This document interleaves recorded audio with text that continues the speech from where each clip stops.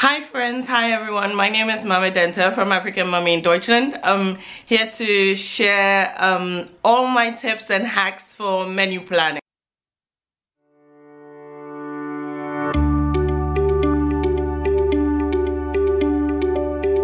Reasons why I do these YouTube videos is because YouTube actually saved my life. I mean, there is so many tips out there that I didn't know, but when I started watching all this menu planning, all these hacks, mummy hacks and all those things, the mummy tips, my life just became so much better. I was like that mummy that was always frazzled. So I decided to be fruitful and multiply, like the Bible says, to be able to share these tips, not just to my friends and you know, sometimes when you discover something new, it's kind of irritating because you want to let everyone know. So, but not only to my friends, but to everyone. So just because this mommy abroad thing, it really took me a long time to you know, get in the groove of things. So without further ado, here are my tips and my hacks for menu planning. So if you're watching this on my YouTube channel, I have shared a link below for my ultimate menu planning guide template, sorry, my ultimate menu planning template. So it has everything that I'm going to talk about here, and then it will make your life so much easier. So the first thing I want to say is to choose a theme. It's important to choose a theme. How am I saying choosing a theme makes menu planning easier? Because how it does is, when I first started to menu plan, I was sitting there and so many foods were going through my head. It was so confusing for me. So the theme really helped because I'll just show you. This is like a sample of what I use. I've done a really nice one and I've put it in the template, but this is what I use. This is a rough one I use. I'm using it because I've made so many copies. So yeah, for example, I don't know if it's going to come up clearly, but I have the days, then I have protein, and then I have theme. So basically what it does is the theme is, I have a theme for every day. So because I don't want to use like Ghana food or African food all the time, so I have maybe Ghana food, African food, then German food, African food, German food, African food, German food, you know. And then also what I do as well is I have I want to try new things, like for example Chinese food or Asian food or Indian food, or you know, just so I incorporate that to the theme, so I can have African food, because I'm also trying to cut down on African food because African food is never on sale. So I have maybe Ghana food today or African food today, then Turkish food the next day, African food the next day, Turkish food the next day, to make life easier. I don't do more than 2 themes. That's African food and Asian food, or African food and Turkish food, or African food and, you know, some kind of food. So I do the themes and it helps me to plan, so I'm not thinking about all the food in the world. The other thing that choosing a theme does is makes things easier. It's like if you live in Germany, if you live in Europe, I mean, most places like Aldi or Lidl, they have Asian week. They can have an Asian week, they can have a Turkish week, they can have Spanish week, you know. So you get to try new foods if you have the theme. So you say, okay, okay, I know that this week they're going to have Asian week, so I'm gonna go get these kind of Asian foods on sale, and it will make my life easier.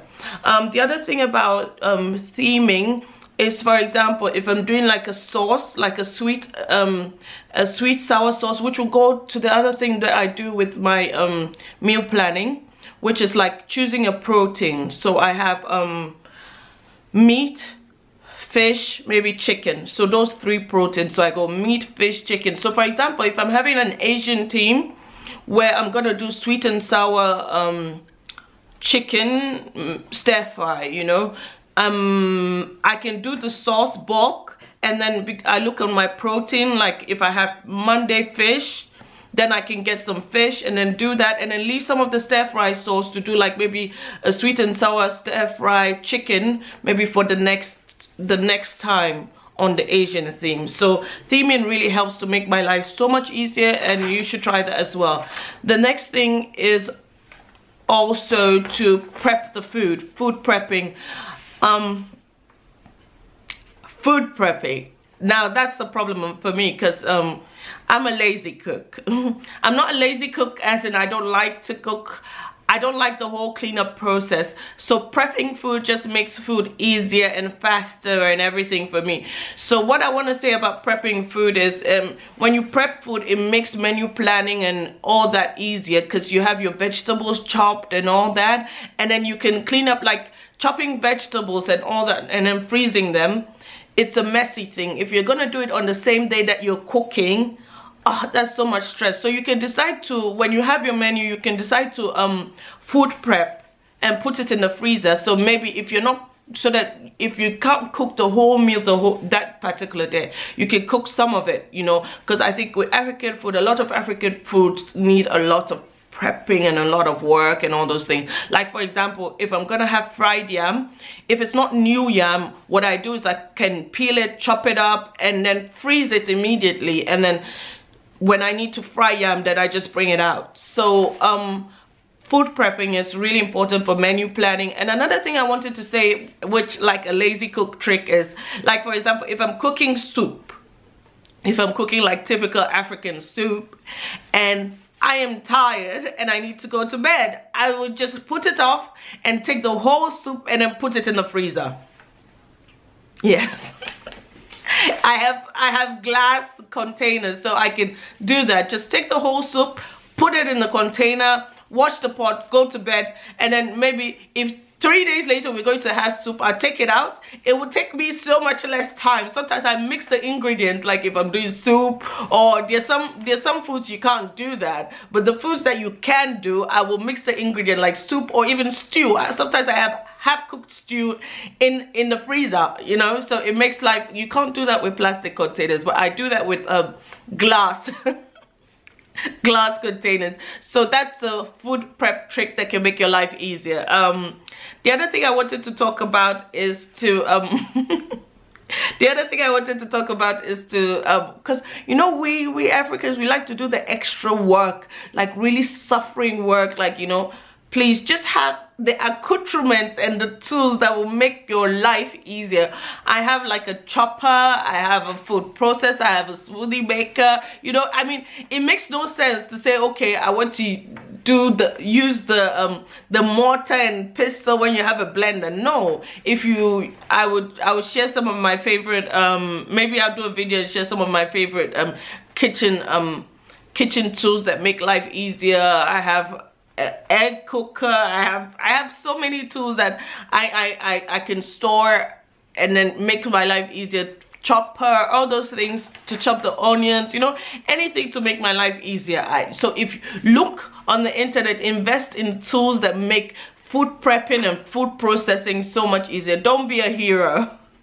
The next thing I wanted to talk about is to have, if you have like these templates, if you print out a lot of these if you print out like my templates, for example, if you print out a lot of templates, you can repeat. Like for example, if you do a good food planning, then you can repeat, like you don't have to do it all over again. If I have like maybe 4 or 5 sheets of different foods, menus that I've done, I can easily repeat, take it out and repeat and repeat and repeat, and I don't have to go through the stress of meal planning over and over again.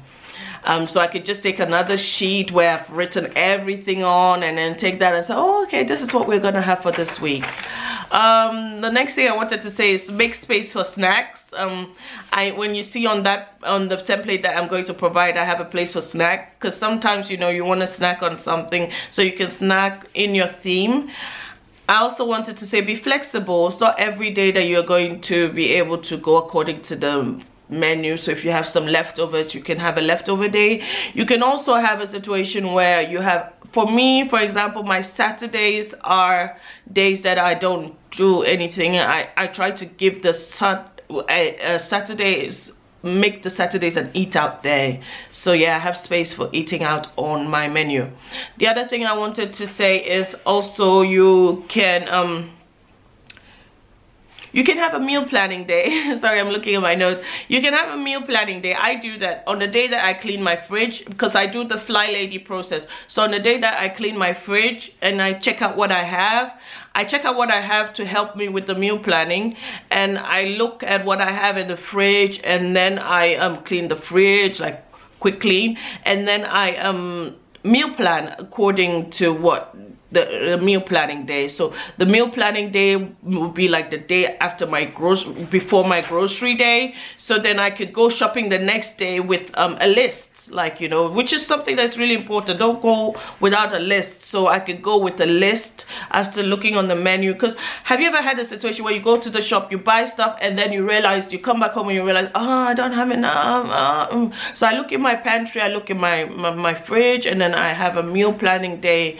Most of the time it's on a Wednesday. Then I have a free day on a Wednesday, a free afternoon. I don't have any child activities like ballet or anything like that, or music or anything like that. So I have like the afternoon to myself, or the morning I can take a quick look, jot down some things, and then later in the evening when I come home, then I meal plan. The last but not the least, meal planning is something that you have to be consistent. We're all doing, you know, I have some weeks where I don't meal plan, and then I regret it because I make a lot of mistakes, and then there's a lot of eating out and a lot of waste, you know, of money. But you have to try to be consistent because it makes life easier, it makes things easier for you. So definitely I would advise that you should be consistent. You won't get it right. The first time I didn't get it right, I went on Google is your friend, I went on Pinterest, I went on all those things, and then I had to look and then find out what the easy meal planning tips and tricks and hacks. So I have shared all my meal, not all, but if I remember some more, I will definitely do a new video. So I've shared my meal planning, menu planning tips and hacks, and it really saved me a lot of time, saved my life, helped me to organize my fridge. And you know, ain't nobody got time to be making elaborate meals. So yeah, oh, also don't, you know, you don't need to be doing any elaborate, you know, because you're meal planning, you have to, no, you don't have to do simple things that you can. If you're a single mom like me, you don't have enough time for yourself, you just do simple things that can get you through the day, you know, get you through the day with all the kind of varieties and all the food that you need. Okay, so thank you for watching my video. If it's helped, please share, please like, give it a thumbs up. Thank you.